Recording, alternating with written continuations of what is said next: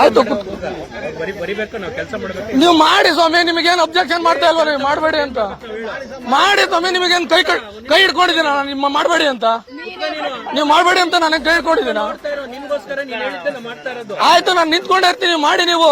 ನಾನು ಕೂತ್ಕೊಳ್ಳೋದ್ರ ಬಗ್ಗೆ ನಿಮ್ಗೆ ಹಾಕಿದ್ದು, ನೀವು ಮಾಡಿ. ಗ್ರಾಮ ಸಭೆಯಲ್ಲಿ ಸಾರ್ವಜನಿಕರು ಯಾರು ವಿಡಿಯೋ ಮಾಡೋದಕ್ಕೆ ಅವಕಾಶ ಇಲ್ಲ. ಯಾಕಿಲ್ಲ? ಪಬ್ಲಿಕ್ ಸ್ವಾಮಿ, ಆದೇಶ ಕೊಡಿ ನೀವು, ಆದೇಶ ಕೊಡಿ ನೀವು ಆದೇಶ ಕೊಡಿ. ನಾನ್ ಪಬ್ಲಿಕ್ ಏನ್ ಮಾಡ್ಬೋದು? ಪಬ್ಲಿಕ್ ಜಾಗದಲ್ಲಿ ಪಬ್ಲಿಕ್ ಆದೇಶ ಮಾಡಕ್ಕಿಲ್ಲ ಅಂತ ಹೆಂಗ್ರಿ ಹೇಳ್ತಿದ್ದೀರಾ ನೀವು?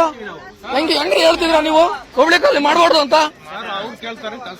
ಹೈಕೋರ್ಟ್ ಜಡ್ಜ್ ಹೇಳಿದಾರೆ ಯಾಕ್ರಿ ಪಬ್ಲಿಕ್ ವಿಡಿಯೋ ಮಾಡಬಾರ್ದು ಅಂತ ಸ್ವಾಮಿ. ಹೈಕೋರ್ಟ್ ಜಡ್ಜ್ ಕೇಳ್ತಿದಾರೆ ಯಾವ್ದು ಸೆಕ್ಷನ್ ಇದೆ ನಿಮಗೆ ಇದು ಮಾಡಬಾರ್ದು ಅಂತ, ವಿಡಿಯೋ ಮಾಡಬಾರ್ದು ಅಂತ ಕೊಡಿ ನೀವು.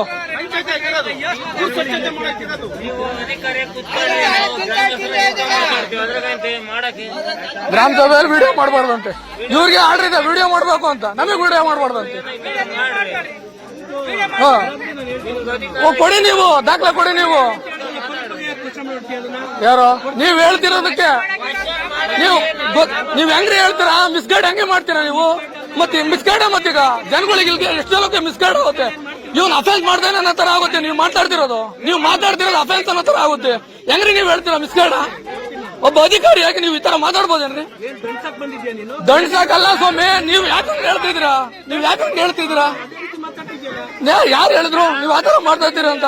ನೀವು ಆತರ ಹೇಳ್ತಿರೋದು. ನನ್ನ ವಾಯ್ಸ್ ಇರೋದೇ ಹೆಂಗೆ? ನಾನು ಮಾತಾಡೋದು.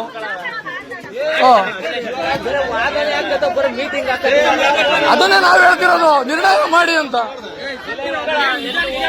ಆಯ್ತು, ನಿರ್ಣಯ ಮಾಡಿ ನೀವು. ನಮ್ ವಾಯ್ಸ್ ಇರೋದೇ ಹಂಗೆ ಸ್ವಾಮಿ, ನಾವು ಮಾತಾಡೋದೇ ಹಂಗೆ. ಆಯ್ತು, ನಿರ್ಣಯ ಮಾಡಿ ಅಂತ ಹೇಳ್ತಾ ಇರೋದು. ನಿರ್ಣಯ ಮಾಡ್ಬಿಟ್ಟು ಓದಿ. ರೆಸಲ್ಯೂಷನ್ ಮಾಡಿ ಅದನ್ನ ಓದ್ಬೇಕಿಲ್ಲಿ.